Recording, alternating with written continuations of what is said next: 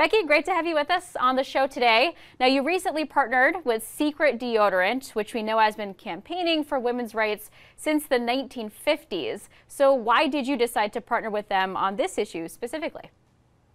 That's right. I'm very proud to stand with Secret Deodorant for many reasons, beyond just being a fan of the products, but really what they stand for. And especially with their initiative of Raise It Up and bringing awareness to the Latina pay gap. Me being a Latina myself and working in the entertainment industry, I even have had personal experience with the pay difference. And I think that when you put it in the perspective of what has been this year, 2020, and all of the things that it has revealed underneath the hood, as far as discrimination, as far as racism, as far as all kinds of things. COVID-19 is also one of those things. And I think COVID has revealed that we as Latina women, we've definitely carried a burden throughout this time. We are a lot of the essential and frontline workers. And, when this 55 cents to every dollar was already an issue. I mean, like I said, you put in the context of 2020, it's become even more evident. Yeah, I mean, Becky, it's remarkable to think that Latina Equal Pay Day is so late in the year. It would, hypothetically take this long to get equal pay as the white male counterparts, as we mentioned. But talk to me a little bit more. You mentioned the Raise It Up initiative by Secret. What are they doing to try to bring awareness to the gap in pay? And have you found that people are, surprised that there still is such a distinction between Latina pay and otherwise? Yeah, I think a lot of people constantly are being reminded. Like I said, these aren't issues that are new, but we're just now living, I guess, a time that is very different for all of us. Doesn't matter what community you come from or what class you identify with. These are things that have been, like I said, very evident for a very long time.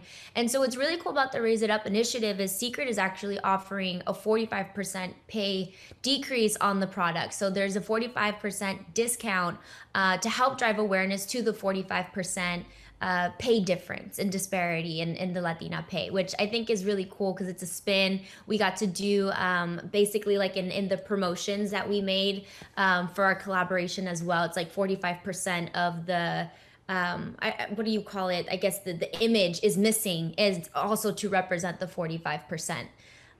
So that's kind of that. And then they're also making donations to the YWCA's Workforce and Leadership Development Program to support and empower, our young Latina women, which I also think is really important because as an empowered woman, there's nothing more that I want to do than empower other women.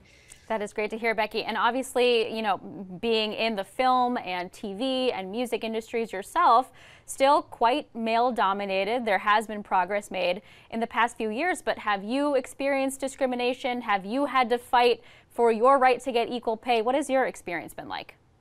Yeah, definitely. Well, first off, thank you for asking. I feel like we should definitely start normalizing these conversations to be able to bring awareness.